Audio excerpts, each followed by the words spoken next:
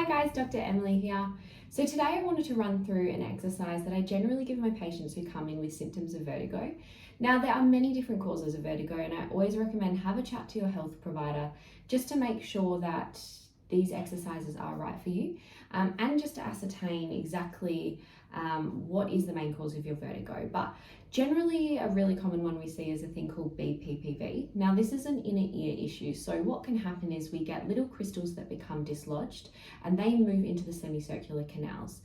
So I'll put a little image up here, but as you can see there's different canals in the ear, and what happens is there's little hairs, and as we move those little hairs are stimulated by the crystals and they tell our body that we're still moving even though we're not.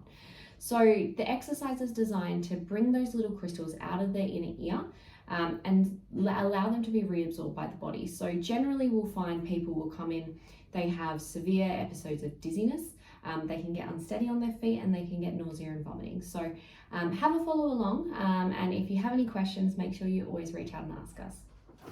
So this exercise is called the Epley's maneuver, and what it is a series of turns to help bring those little crystals out of the ear. Now I always recommend just doing it on your bed because you want to extend the head over the edge of the bed.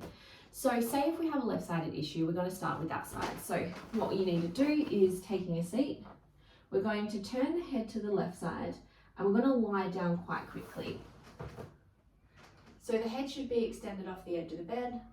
And you might feel a little bit of dizziness here, but that's completely normal and that should start to subside. So we're going to hold our head in this position for about a minute. And then what we're going to do is we're going to turn the head to the right side. Now again, we're going to hold that for about a minute.